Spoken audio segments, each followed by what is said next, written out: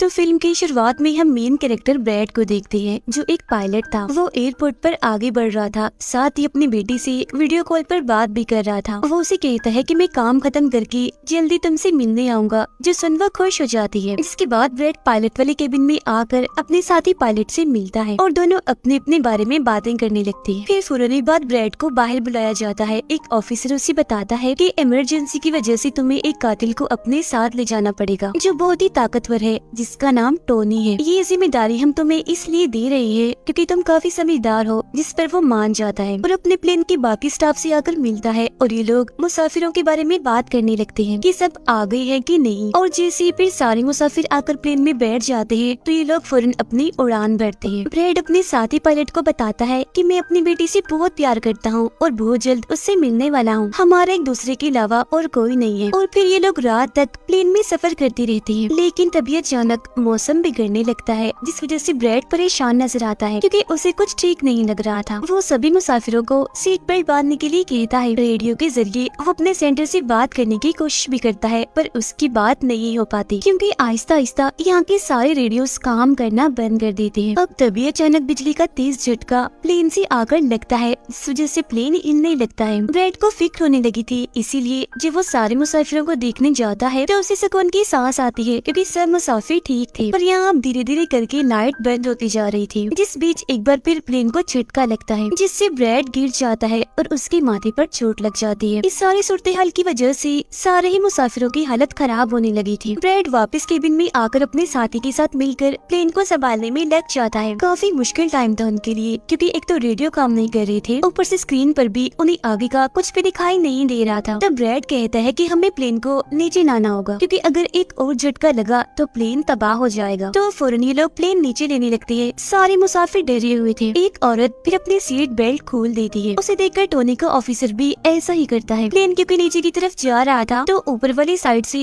वो जोर से टकराते हैं, इतनी जोर से कि फौरन ही उनकी मौत हो जाती है। अचानक तेजी से प्लेन नीचे आने लगता है। तब ब्रैड और उसका साथी जल्दी से इसे कंट्रोल में कर लेते हैं। तभी एयर होस्टेस आकर ब्रैड को बताती है कि मुसाफिरों की हालत खराब हो रही है, जिस पर वो कहता है कि सब कुछ संभालो, अपनी अपनी सीट्स पर बैठने का कहो क्योंकि जल्दी हम करीबी एयरपोर्ट पर उतरने वाले हैं। अब ये दोनों देखते हैं कि हम एक आइलैंड के ऊपर से गुजर रहे हैं, तो कोई और रास्ता फिलहाल ना होने पर ये इस आइलैंड पर प्लेन उतारने का फैसला करती है। वो कोई ठीक सी जगह देखकर फिर प्लेन को उतार ही देते हैं। हालांकि उन्होंने इमरजेंसी लैंडिंग की थी, पर फिर भी सही सलामत वो उतर ही गए थे। अब ब्रैड और उसका साथी तब खुश होते हैं जब उन्हें पता चलता है कि थोड़ी बहुत बिजली अभी भी प्लेन में है। इसके बाद ब्रैड सभी को नीचे उतरने का कहता है। उधर प्लेन की कंपनी का मालिक भी देख लेता है कि अचानक प्लेन कहीं गायब हो गया है क्योंकि उसने प्लेन को लैंड होते हुए नहीं देखा था और काफी देर से रेडियो खराब होने की वजह से उसका राब्ता भी नहीं हो पाया था, इसीलिए वो थोड़ा टेंशन में नजर आता है। अब एयर होस्टेस ब्रैड को आकर बताती है कि टोनी को लाने वाली ऑफिसर की मौत हो गई है। जो सुन ब्रैड को दुख तो होता है, पर वो उसे कहता है कि चलो जो भी हुआ अब बाकी मुसाफिरों का ख्याल रखो। अब सारे लोग इस सोच में थे कि हम यहाँ क्यों उतरे हैं, जिस वजह से ब्रैड सामने आकर बताता है कि इमरजेंसी की वजह से हमें यहाँ उतरना पड़ा। प्लेन में अभी भी थोड़ी बहुत बिजली मौजूद है, जिससे हम बाकी बिजली की चीजों को ठीक कर लेंगे। तब तक आप लोग यहाँ आराम से रहिए, खाना पानी मिलेगा और रहने की जगह भी, और आप लोग घबराइएगा नहीं, बहुत जल्द हम यहाँ से निकल जाएंगे। उधर प्लेन कंपनी के मालिक की मुलाकात एक रेस्क्यू एक्सपर्ट से होती है, जो ऐसे लोगों को खोज निकालने का काम करता है जो मुश्किल में कहीं फंसे होते हैं। कंपनी का मालिक उसे कहता है कि मुझे मेरे प्लेन की सारी डिटेल्स, जैसे कि वो कहाँ गया, उसके वर्कर्स, मुसाफिरों की सबकी जानकारी चाहिए। अब ब्रैड प्लेन के पास आकर उसे ठीक करने में लग जाता है, पर वो देखता है कि प्लेन में पावर बिजली काफी कम है, इसीलिए इनको इंतजार करना होगा क्योंकि रेडियो भी अभी काम नहीं कर रहे। फिर जब वो इस बारे में अपने साथी पायलट को बताता है तो उसका साथी नक्शा देखकर बताता है कि हम एक प्राइवेट आइलैंड पर फंसे हुए हैं। ये कोई आजाद जगह नहीं है, बल्कि यहाँ एक प्राइवेट आर्मी का कब्जा था, जो बुरे लोग थे क्योंकि उसमें सारे ही गुंडे थे और अगर उन्होंने हमें कोई भी नुकसान पहुँचाया तो गवर्नमेंट भी हमें नहीं बचा पाएगी। जो सुन ब्रैड कहता है कि अब कैसे भी करके हमें अपनी रेस्क्यू टीम को यहाँ बुलाना ही होगा ताकि वो आकर हम सबको बचा ले, क्योंकि यही एक रास्ता है यहाँ से निकलने का। अब ब्रैड सबके पास आकर उन्हें बताता है कि किसी खराबी की वजह से रेडियो अभी भी काम नहीं कर रहा, जो सुनकर सारे लोग काफी परेशान हो जाते हैं। ब्रैड उन्हें फिर तसल्ली देता है कि हम आइलैंड की दूसरी साइड पर जाकर रेडियो को ढूंढेंगे और अपनी टीम से रेस्क्यू टीम को यहाँ भेजने के लिए कहेंगे, जो आकर आप सबको बचा लेगी और मेरे साथ टोनी जाएगा। ये कहकर वो टोनी की हथकड़ी खोल देता है और ये लोग आगे बढ़ जाते हैं।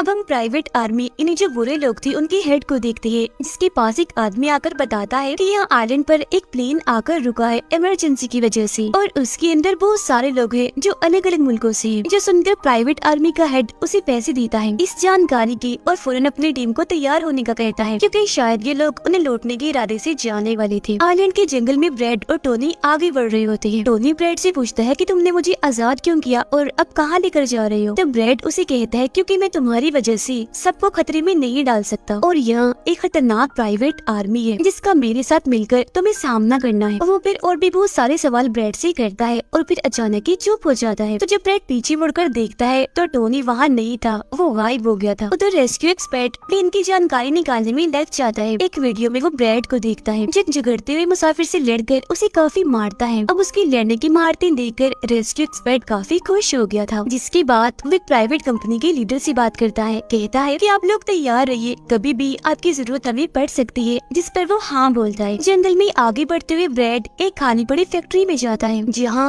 वो एक बंद रेडियो मशीन को ढूंढ ही लेता है और फिर उसे ठीक करके फोन लगाता है। हेल्पलाइन पर उसकी बात होती है, जिन्हें वो अपने प्लेन और इस आइलैंड के बारे में बताता है, लेकिन लाइन में कोई गड़बड़ी होने की वजह से सामने वाला इंसान उसकी बात सुन ही नहीं पाता। तब उसे एक आइडिया आता है, वो ये सारी चीजें अपने बेटे को लिखवा कर उसे अपने ऑफिस में बताने का कहता है। अब तभी एक आदमी आकर ब्रैड पर हमला कर देता है, तो वो उसे पकड़कर काफी मारता है और बेहोश कर देता है। तभी ब्रैड को महसूस होता है जैसे इस कमरे में कोई आ रहा है, इसीलिए जल्दी से वो छुप जाता है। पर वहाँ और कोई नहीं बल्कि टोनी था, जिसने बहुत सारे गुंडों को मारकर उनके हथियार ले लिए थे, और वो ब्रैड को आवाज लगाने लगता है। फिर जब ब्रैड सामने आता है तो कुछ हथियार वो उससे भी दे देता है। इसके बाद ये दोनों नीचे की तरफ आने लगते हैं। तब यहाँ उन्हें एक कैमरा मिलता है जिसमें चल रही वीडियो से उन्हें पता चलता है कि वो खतरनाक प्राइवेट आर्मी यहाँ आने वाले लोगों को अगवा कर लेती है और फिर उन लोगों की फैमिली से अच्छी खासी रकम लेती है उन्हें छोड़ने के बदले। जो देख वो समझ जाते हैं कि हमारे मुसाफिर भी खतरे में हैं। अब ये दोनों बाहर खड़ी गाड़ी में आकर बैठ जाते हैं और अपने मुसाफिरों की तरफ जाने लगते हैं। उधर जब सारे मुसाफिर बैठे हुए थे तो तभी उन्हें किसी गाड़ी की आवाज आती है। वो ये सोचकर काफी खुश हो जाते हैं कि जरूर ये ब्रैड है, पर ब्रैड नहीं, वहाँ तो वो खतरनाक प्राइवेट आर्मी थी। वो गोलियां चलाकर इन लोगों की तरफ बढ़ रहे थे। इन गोलियों की आवाज ब्रैड और टोनी ने भी सुन ली थी। प्राइवेट आर्मी का हेड पायलट से सभी मुसाफिरों की लिस्ट मांगता है। तब जल्दी से एयर होस्टेस उसे लिस्ट लाकर दे देती है। फिर वो हेड पूछता है कि तुम्हारा सीनियर पायलट ब्रैड कहाँ पर है, जिस पर वो बताता है कि किसी काम से वो जंगल में गया था पर अभी तक वापस नहीं आया। इसी दौरान एक औरत वहाँ से भागने की कोशिश करती है, पर वो लोग गोली चलाकर उसे मार देते हैं। ये आवाज सुनकर ब्रैड उनकी मदद करने के लिए भागता है,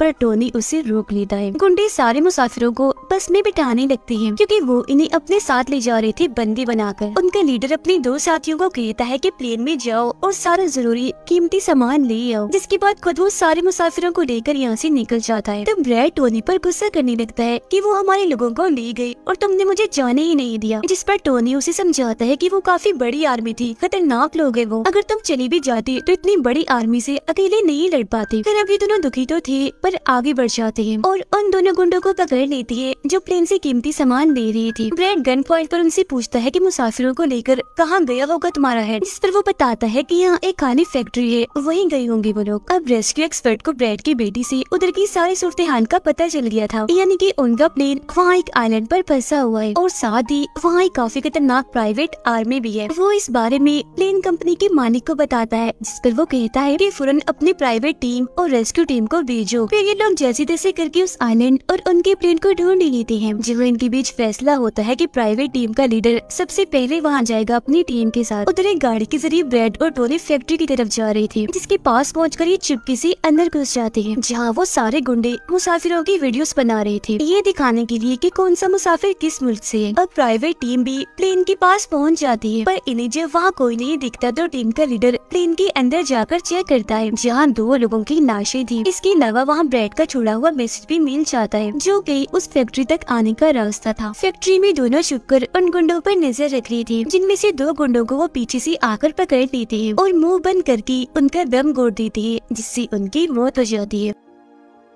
फिर ये खुफिया दरवाजे से आगे बढ़ते हैं और एक कमरे के बाहर जा पहुँचते हैं। उस कमरे के अंदर ही सारे मुसाफिरों को कैद किया हुआ था। वहाँ बहुत सारे गार्ड्स खड़े हुए थे, जिन्हें देखकर टोनी को काफी गुस्सा आ जाता है। इसीलिए वो वहाँ पड़ा हथौड़ा उठाकर एक एक करके सभी को मारता जाता है। फिर ब्रैड एक गुंडे से चाबी लेकर उन मुसाफिरों को कमरे से आजाद कर देता है। वो फिर सबको कहता है कि जल्द से जल्द प्लेन के पास पहुँचो, क्योंकि रेडियो के जरिए मैंने मदद मंगवाई है, रेस्क्यू टीम आती ही होगी। इसके बाद वो सब लोगों को बस में बिठाता है। तभी टोनी उसके पास आकर बताता है कि वहाँ बाहर बहुत सारे गुंडे खड़े हुए हैं, तो हम यहाँ से नहीं निकल सकते। वो जब भी मुसाफिरों को परेशान देखता है तो कहता है कि मैं मुसाफिरों का ध्यान भटकाऊंगा, जबकि टोनी तुम सभी मुसाफिरों को यहाँ से ले जाना। जो कहकर ब्रैड वहाँ से निकलकर गुंडों के पास आता है। उनके हेड से बात करता है कि मेरी टीम यहाँ आ रही है, इसीलिए तुम मेरे मुसाफिरों को छोड़ दो। अब तभी गुंडे आकर उसे मारने लगते हैं और उनका हेड कहता है कि ऐसे कैसे छोड़ दूं, पैसों के बगैर मैं किसी को नहीं छोड़ता। जिसके बाद अब वो गोली से जैसे ब्रैड को मारने वाला होता है कि तभी प्राइवेट टीम यहाँ आकर उन पर हमला कर देती है। वो काफी गोलीबारी करती है, जिसमें बहुत सारे गुंडे मारे जाते हैं। इसके बाद वो ब्रैड को लेकर यहाँ से जाने लगते हैं। बस में बैठकर निकल जाते हैं। गुंडों का लीडर देखता है कि बाकी गुंडों के साथ साथ मेरा भाई भी मारा गया है, तो उसे काफी गुस्सा आता है। इसीलिए वो अपनी टीम को कहता है कि जल्दी करो, तैयारी पकड़ो और हाँ, किसी को भी मत छोड़ना, एक एक को चुन चुन कर मार देना। गाड़ी में ब्रैड उस प्राइवेट टीम से बात करने लगता है। तब उनका हेड उसे बताता है कि हम छोटी सी प्राइवेट टीम है जो बस तुम्हें यहाँ बचाने की मिशन में आई है, क्योंकि हम कोई रेस्क्यू टीम नहीं है। उन्हें आने में तो अभी और भी वक्त है। जो सुन ब्रैड घबरा तो जाता है, पर कहता है कि कोई बात नहीं, मेरे पास एक आइडिया है। इसके बाद ये लोग भी प्लेन के पास आ जाते हैं, जहाँ सारे मुसाफिरों को टोनी पहले ही ला चुका होता है। ब्रैड फिर अपने लोगों को कहता है कि एक प्राइवेट टीम हमारी मदद करने यहाँ आ गई है और अब उनकी मदद से हम प्लेन को चला लेंगे और फौरन यहाँ से निकल जाएंगे। तो आप सब लोग जल्दी से प्लेन में बैठ जाएं, क्योंकि हम रेस्क्यू टीम का इंतजार नहीं कर सकते, उन्हें आने में वक्त है और अगर हम यहाँ रुके तो उस खतरनाक आर्मी के हाथों मारे जाएंगे। जो सुनकर सारे लोग प्लेन में बैठ जाते हैं, जबकि ब्रैड प्राइवेट टीम के लीडर के साथ मिलकर प्लेन को ठीक करने में लग जाता है। जहाँ तभी वो गुंडे आकर इन पर हमला कर देती है, जिनको देखकर प्राइवेट टीम उन्हें रोकने में लग जाती है और यहाँ दोनों तरफ से ही काफी गोलीबारी होती है। पर इस टीम के पास काफी अच्छी गन्स थी, तो वो बहुत सारे गुंडों को मार गिराती है। ब्रैड टीम के लीडर को बताता है कि मैं अगले 5 मिनट में प्लेन को स्टार्ट कर दूंगा, मतलब कि चला दूंगा, जिसके बाद हम सब लोग उड़ान भरेंगे। फिर वो टोनी का शुक्रिया भी अदा करता है कि तुमने मेरा इतना साथ दिया। फिर ब्रैड गोलियों के बीच से ही होता हुआ अंदर आकर बैठ जाता है और अपने साथी पायलट के साथ मिलकर प्लेन चलाने लगता है। टोनी की गोलियां खत्म हो गई थी और जब वो प्राइवेट टीम का बैग चेक करता है तो उसे वहाँ पैसों से भरा हुआ एक बैग मिलता है। पर फिलहाल पैसों को ऐसे ही छोड़कर दूसरे बैग से गन लेकर दोबारा गुंडों से लड़ने लगता है, जहाँ तब तक ब्रैड भी पूरे प्लेन को घुमा भी चुका होता है। फिर वो प्राइवेट टीम भी प्लेन में चढ़ने लगती है। ब्रैड को प्लेन कंपनी का मालिक बताता है कि मैं तुम्हें कोई महफूज जगह बता दूंगा जहाँ तुम जा सकते हो। सभी लोग तो प्लेन में चढ़ जाते हैं, पर टोनी नहीं चढ़ता। वो पैसों से भरा बैग लेकर वहाँ से भागने लगता है। तब उसे जाता हुआ देखकर प्राइवेट आर्मी उनके प्लेन पर हमला कर देती है। उनका हेड प्लेन के सामने रॉकेट लॉन्चर लाकर उन्हें एक ही झटके में उड़ाने का सोच रहा था, लेकिन उसे टोनी देख चुका था। वो उसे गोली मारकर गिरा देता है, ऐसा करने से रोक लेता है। ये देखकर ब्रैड को बहुत खुशी होती है, जिसके बाद वो अपनी पूरी ताकत लगाकर प्लेन उड़ाने में कामयाब हो ही जाता है। इस वजह से टोनी भी खुश था और वो भी फिर वहाँ से चला जाता है। ब्रैड प्लेन को आइलैंड से दूर ले जाता है, जबकि प्लेन का मालिक उसे एयरपोर्ट का बताता है जहाँ ये लोग जा सकते थे, जो काफी करीब था। तब ब्रैड उस तरफ प्लेन ले जाने लगता है, पर एक बार फिर प्लेन तबाह होने लगता है। इसलिए ब्रैड दोबारा से इमरजेंसी लैंडिंग करवाता है और उनका प्लेन नीचे आने के बाद जंगल के रास्ते आगे बढ़ने लगता है। सब लोगों की जान बच गई थी, इसीलिए वो काफी खुश थे। उधर प्लेन कंपनी का मालिक और उसकी टीम भी बेहद खुश थी। ब्रैड और उसका साथी भी सुकून की सांस लेते हैं कि कम से कम वो उस आइलैंड से तो निकल आए थे और सबकी जान भी बच गई थी। कुछ ही देर में यहाँ इनकी रेस्क्यू टीम भी आ जाती है, जिन्हें देखकर सारे मुसाफिर खुश तो थे, साथ ही ब्रैड की बहादुरी पर तालियां बजा रहे थे। ब्रैड फिर सारे मुसाफिरों को रेस्क्यू टीम के साथ भेज देता है, जिसके बाद वो अपनी बेटी से बात करता है। वो इस बात से काफी खुश थी कि थैंक गॉड मेरे डैड जिंदा हैं। दोनों भाई बेटी बात करके बहुत खुश थे और इसी के साथ ब्रैड की बहादुरी की